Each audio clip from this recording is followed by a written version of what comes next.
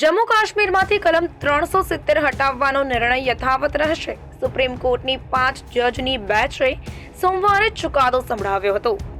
CJI ચંદ્રચૂડે કહ્યું, કલમ 370 અસ્થાયી વ્યવસ્થા હતી. બંધારણની કલમ 1 અને 370 થી સ્પષ્ટ છે કે જમ્મુ અને કાશ્મીર ભારતનું અભિન્ન અંગ છે. ભારતીય બંધારણની તમામ જોગવાઈઓ જમ્મુ અને કાશ્મીરમાં લાગુ થઈ શકે છે. કોર્ટે કહ્યું, અમે કલમ 370 નાબૂદ કરવાના રાષ્ટ્રપતિના બંધારણીય આદેશને માન્ય ગણીએ છીએ. અમે જમ્મુ અને કાશ્મીરમાંથી લદ્દાખને કેન્દ્ર શાસિત પ્રદેશ બનાવવાના નિર્ણયની માન્યતા જાળવી રાખીએ છીએ. આ સાથે સુપ્રીમ કોર્ટે આદેશ આપ્યો કે ચૂંટણી પંચે જમ્મુ કાશ્મીર વિધાનસભાની ચૂંટણી 30 સપ્ટેમ્બર 2024 સુધીમાં કરાવવી જોઈએ. સીજેઆઈએ કહ્યું કે કેન્દ્ર દ્વારા લેવામાં આવેલા દરેક નિર્ણયને કોર્ટમાં પડકારી શકાય નહીં. આમ કરવાથી અરાજકતા ફેલાશે. જો કેન્દ્રનો નિર્ણય કોઈપણ પ્રકારની મુશ્કેલી ઊભી કરી રહ્યો હોય તો જ તેને પડકારી શકાય.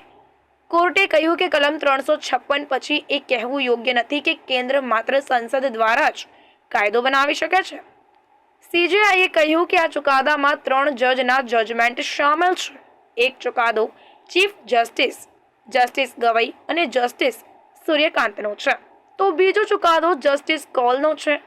જસ્ટિસ ખન્ના બંને ચુકાદા સાથે સહમત છે. મોદી સરકારે તેમના બીજા કાર્યકાળમાં 5 ઓગસ્ટ 2019ના રોજ કલમ 370 નાબૂદ કરી હતી. ઉપરાંત રાજ્યને જમ્મુ કાશ્મીર અને લદ્દાખ એમ 2 ભાગમાં વહેંચવામાં આવ્યું. સુપ્રીમ કોર્ટમાં તેની સામે કુલ 23 અરજીઓ કરવામાં આવી હતી. 5 જજોની બેન્ચે તમામ અરજીઓની એક સાથે સુનાવણી કરી હતી.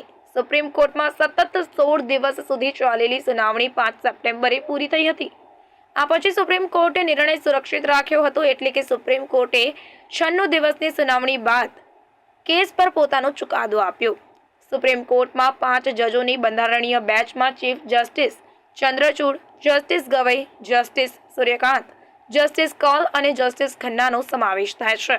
તમામ ન્યાયાધીશોએ સર્વસંમતિથી નિર્ણય લીધો હતો. ચુકાદો માત્ર સીજેઆઈ ચંદ્રચૂડે વાંચ્યો હતો. आज जो फैसला आया, हम उससे मुतमईन नहीं हैं और हमारा मानना यह है कि ये कॉन्स्टिट्यूशनल मेजॉरिटी जो लोग कह रहे हैं, अब कॉन्स्टिट्यूशनल मोरालिटी की आज जीत हुई है और मेजॉरिटी मोरालिटी की कामयाबी हुई है. इसमें कोई दो राय नहीं है कि कश्मीर हमेशा से भारत का एक अटूट हिस्सा रहा है. बट अटूट हिस्सा जब हम कहते हैं तो उसका जो रिलेशनशिप है यूनियन से, उसको तो आप डिनाई नहीं कर सकेंगे. और ये जो कॉन्स्टिट्यूशनल रिलेशनशिप कश्मीर से यूनियन का रहा है, वो परमानेंट हुआ है. जो कॉन्स्टिट्यूशनल असेंबली डिसॉल्व हुई है कश्मीर की. और दूसरी बात ये है कि किसी एक सेमिनार में चीफ जस्टिस ऑफ इंडिया ने कहा है, मैं अंग्रेजी में पढ़ देता हूँ, कि public deliberation will always be a threat to those who achieve power in absence. अब क्वेश्चन ये है कि जब आप एब्रोगेट कर रहे हैं स्पेशल स्टेटस, पूरे स्टेट को कर्फ्यू में लगाकर 356 लगा दिया आपने, इलेक्टेड असेंबली नहीं है, तो फिर कश्मीर में डिलीबरेट किसने किया, बताइए हमको, किसने क्या डिलीबरेट किया. और बोम्बई में फेडरलिज्म को कहा गया कि बेसिक स्ट्रक्चर का हिस्सा है. फेडरलिज्म के माने ये है कि स्टेट की एक आवाज़ है, उसका एरिया ऑफ कॉम्पिटेंस है, उसको कंप्लीट फ्रीडम ऑपरेट करने का. अब पार्लियामेंट कैसा बोलेगा असेंबली के लिए, और पार्लियामेंट और कैसे पार्लियामेंट एक रेजोल्यूशन पास करेगा जो असेंबली को पास करना था. तो मेरे नज़र में 370 को जो एब्रोगेट किया गया है, ये वायलेशन है कॉन्स्टिट्यूशनल मोरालिटी का. और जो एब्रोगेशन, बाइफर्केशन और डाउनग्रेडिंग हुआ है एक स्टेट के यूनियन टेरिटरी का, ये तो बहुत बड़ा धोखा हुआ है जो हमने कश्मीर के अवाम को वादा किया था. मैं पहले भी कहा हूँ, आज भी कह रहा हूँ कि अब ये तो लेजिटिमाइज हो चुका है कोर्ट से, तो कल बीजेपी को कोई नहीं रोक सकेगा चेन्नई, कोलकाता, हैदराबाद और मुंबई को यूटी बनाने के लिए. और इसका सबसे बड़ा नुकसान जो होगा, आप देख लेना फ्यूचर में, डोगरास को होगा और लद्दाख के बुद्धिस्ट को होगा. वहाँ पर डेमोग्राफिक चेंज होगा. अभी से आप देख रहे हैं कि जम्मू में जितने राइस मिलें थी वो डोगरा के लोग हाथ से निकल गई. और लद्दाख में आप देखेंगे बहुत बड़े पैमाने पर बुद्धिस्ट लोग नाराज होंगे और वहाँ पर डेमोग्राफिक चेंज होगा. सर, 2 सवाल हैं. आपने ये बात कही कि दूसरे शहरों में भी ये काम करेंगे ये लोग, किस शर्त पे और क्या सबूत और किस दावे के साथ आप कह रहे हैं? देखिए, आज आपने एक स्टेट को 3 यूटी बना दिए, वहां की असेंबली भी नहीं है, वहां 356 है, पार्लियामेंट उनके लिए बोल रहा है, असेंबली नहीं बोल रही है। आपने यूटी बना दिया उन लोगों को 3 को। अब आज का जो ऑर्डर आया है, सुप्रीम कोर्ट ने, सीजीआई और सुप्रीम कोर्ट ने कहा है कि एट द अर्लीस्ट आप रेस्टोर करिए। अर्लीस्ट का मतलब क्या है? जैसा कि सुप्रीम कोर्ट ने कहा कि 30 सितंबर की तारीख दी कि चुनाव करा दीजिए। अब अर्लीस्ट का मतलब क्या है? और लद्दाख के यूटी को उन्होंने अपहेल्ड किया है। अब वो लद्दाख में क्या पावर्स है बताइए? पहले तो भी काउंसिल में कुछ पावर से, अब तो एलजी डिसाइड करता है बजट उनका। तो ये आप कल किसी को भी करेंगे, आपको जरूरत ही नहीं है 356 लगाने की। आप कहेंगे कि भाई चलो ये लॉ एंड ऑर्डर मसला है और इन चारों को यूटी बना दो, तो खतरा है वो, उस खतरे से कोई इनकार नहीं कर सकता। जल्द चुनाव होना। देखिए, मैं सुप्रीम कोर्ट के फैसले का स्वागत करता हूं। मेरी पार्टी शिवसेना 370 कलम जो है जम्मू कश्मीर में, हमने भी जब ये पार्लियामेंट में बिल आया था, गृह मंत्री लेके आए थे, तो शिवसेना ने समर्थन किया था खुले दिल से, क्योंकि हमारी भी हमेशा मांग रही है कि हमारे देश में एक कानून, एक संविधान, हाँ, एक ही तिरंगा, सब कुछ एक है, ये देश एक है, तो किसी और स्टेट के लिए स्पेशल इस प्रकार से स्टेटस देने की जरूरत नहीं है। तो हमने ये स्वागत किया है, आज भी करेंगे। सुप्रीम कोर्ट का जो फैसला आया है 370 के बारे में, हम फैसला जो है, सुप्रीम कोर्ट ने और एक बात कही है, सितंबर 2024 तक जम्मू कश्मीर के चुनाव विधानसभा के करने चाहिए, करना ही पड़ेगा। उस फैसले का मैं स्वागत करता हूं। आप 370 हटाकर एक जमाना लौट गया, आप वहां चुनाव नहीं लेते, लोगों को अधिकार नहीं देते, तो कौन सा संविधान, कौन सा कानून से आप इस राज्य को चला रहे हो?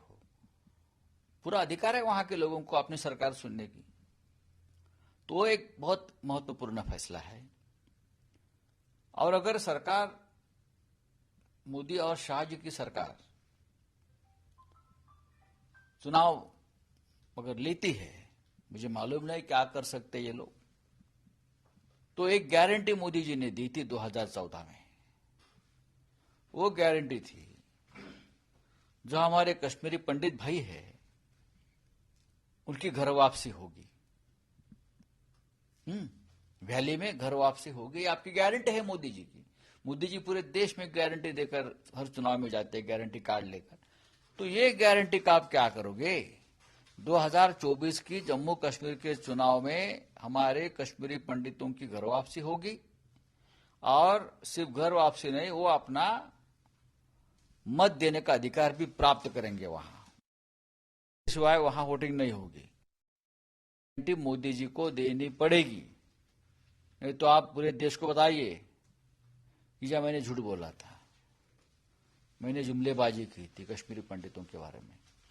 अगर आप 2024 तक पाक ऑक्युपाइड कश्मीर इंडिया में ला सकते हो तो ऊपर लाइए, वो भी आपकी गारंटी है। तो अखंड हिंदुस्तान का एक जो हमारा स्वप्न है वो साकार हो जाएगा। तो अखंड हिंदुस्तान, जम्मू कश्मीर में आप चुनाव लीजिए 2024 तक, आपकी गारंटी है। मैं मेरी बात नहीं कह रहा हूं, ये आपकी गारंटी है। आप सबको गारंटी कार्ड लेकर घूम रहे हो ना, तो ये आपकी गारंटी थी, कश्मीरी पंडितों का घर वापसी होगा, और पीओ के आप कश्मीर को जोड़कर अखंड हिंदुस्तान बनाओगे, ये आपकी गारंटी थी। तो सुप्रीम कोर्ट के फैसले के साथ साथ मोदी जी, आपका भी एक फैसला था, आपकी गारंटी थी, वो आप लेकर जनता के सामने आई। करते हैं इसका, क्योंकि आर्टिकल 370 हटाने के वक्त भी हमने समर्थन किया था, और आज सुप्रीम कोर्ट ने जो निर्देश दिए हैं उनका हम स्वागत करते हैं। उम्मीद यही करते हैं, आशा यही है कि जो दूसरा आदेश उन्होंने दिया है कि नेक्स्ट सितंबर तक वहां चुनाव होने चाहिए, तो वो भी चुनाव जल्द से जल्द वो हो जाएंगे, और वहां की जो जनता है उनको खुली हवा में मतदान करने का अवसर मिलेगा और मिलना चाहिए। और साथ ही साथ ये तो बात हुई कश्मीर की, तो साथ ही साथ इलेक्शन लेने के पहले जो पीओके है वो भी अगर इसमें आ जाए तो पूरे कश्मीर में चुनाव हो जाएगा और कश्मीर अपने देश का जो एक हिस्सा है वो बरकरार रहेगा। मेरे प्यारे हमवतनों, हिम्मत मत हारो, उम्मीद मत छोड़ो। जम्मू कश्मीर ने बहुत सारे उतार चढ़ाव देखे हैं। सुप्रीम कोर्ट का आज का फैसला ये एक पड़ाव है, मुश्किल ही सही पर पड़ाव है, ये मंजिल नहीं है हमारी। इसको मंजिल समझने की गलती मत करो। हमारे मुखालिफिन चाहते हैं कि हम उम्मीद छोड़ के, दिल बर्दाश्ता होके शिकस्त को तस्लीम करें, पर ऐसा नहीं होना है। आप जानते हैं कि सुप्रीम कोर्ट ने यह कहा कि 370 आर्जी है, इसलिए इसको हटाया गया। ये हमारी हार नहीं है, बल्कि आइडिया ऑफ इंडिया की हार है, हिंदुस्तान के तस्वुर की हार है। जिस तस्वुर के साथ, जिस आइडिया ऑफ इंडिया के साथ, जिस गांधी के हिंदुस्तान के साथ, जिस गंगा जमनी तहजीब के साथ जम्मू कश्मीर के मुसलमानों ने पाकिस्तान को दरकिनार करके यहाँ के सिखों के साथ, यहाँ के बुद्धिस्ट के साथ, यहाँ के क्रिश्चियंस के साथ, यहाँ के हिंदू भाइयों के साथ गांधी के मुल्क के साथ हाथ मिलाया, आज उस आइडिया ऑफ इंडिया की हार है। आज जो हरकत मरकजी सरकार ने पार्लियामेंट के अंदर नाजायज, गैर कानूनी, गैर आईनी की, उसको जो जायज करार दिया गया, वो जम्मू कश्मीर के लिए ही नहीं बल्कि आइडिया ऑफ इंडिया, हिंदुस्तान के तस्वुर के लिए एक सजाए मौत की खबर से कम नहीं है। आप जानते हैं 1947 में एक सरकार थी, पार्लियामेंट था, उसके बाद कॉन्स्टिट्यूशन बना, उन्हें जम्मू कश्मीर के साथ वादे किए और जम्मू कश्मीर को एक खुसूसी पोजीशन दी।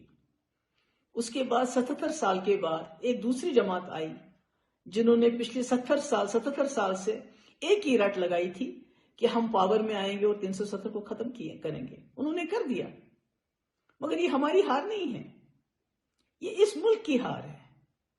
धोखा उन्होंने किया, हमने तो नहीं किया। आज 370 को आर्जी कहते हुए उन्होंने मुल्क को कमजोर कर दिया। उन्होंने जम्मू कश्मीर में उन ताकतों को मजबूत किया जो बार बार कहती थी कि जम्मू कश्मीर का मुल्क के साथ इल्हाक आर्जी है। तो आज 370 को आर्जी कहते हुए आपने जम्मू कश्मीर का जो रिश्ता है उसको आर्जी करार देके उसको तोड़ दिया। जो हाथ आपसे मिला था उम्मीदों के साथ 1947 में, आज आपने उस हाथ को जख्मी कर दिया। इसलिए हिम्मत मत हारो मेरे भाइयों, मेरी बहनों, मेरे बच्चों, ये वक्त भी नहीं रहेगा। मैं अपने देशवासियों से कहना चाहती हूं, आप में से कई लोग इस वक्त जश्न मनाते होंगे। जम्मू कश्मीर के लोगों के आंसू देखते हुए, उनकी तकलीफ देखते हुए, जो जम्मू कश्मीर को आज फिर से जेल में कन्वर्ट किया गया, दुकानदारों को बोला गया, उनको धमकी दी गई कि सुबह 10 बजे दुकानें खोल दो, हमें घरों में नजर बंद किया गया, वर्कर्स को थानों में बंद किया गया। तो इससे डरने की जरूरत नहीं है, इससे घबराने की जरूरत नहीं है। मैं अपने लोगों से कहना चाहती हूं, मैं अपने मुल्क के लोगों से कहना चाहती हूं कि जो 2019 5 अगस्त को हमारे मुल्क के संविधान के साथ हुआ, जिसकी वजह से हमारा अपना छोटा सा संविधान छीना गया, हमारा झंडा जो तिरंगे के साथ छोटा सा झंडा था उसको छीना गया, ये बात यहां रुकने वाली नहीं है। जो शुरुआत जम्मू कश्मीर से हुई है वो पूरे मुल्क में फैलेगी। जो हमारा संविधान है, बड़ा संविधान है, जो तिरंगा है, जिसके नीचे आजादी की लड़ाई लड़ी गई और जीती गई, इसको भी आपसे छीनने में जरा देर नहीं लगाएंगे ये लोग। मगर उस वक्त हम आपकी तरह जश्न नहीं मनाएंगे, बल्कि दुआ करेंगे कि आप भी हिम्मत और हौसले के साथ इनका मुकाबला करो। मैं फिर से अपने जम्मू कश्मीर लद्दाख के लोगों को कहना चाहती हूं, मेरे भाइयों, मेरे बच्चों, मेरी बहनों, हिम्मत नहीं हारनी है, किसी भी सूरत में नहीं। कोई फैसला अटल नहीं होता, चाहे वो सुप्रीम कोर्ट का ही क्यों ना हो। हमारे लिए कोई फैसला अटल नहीं, ये एक सियासी लड़ाई है।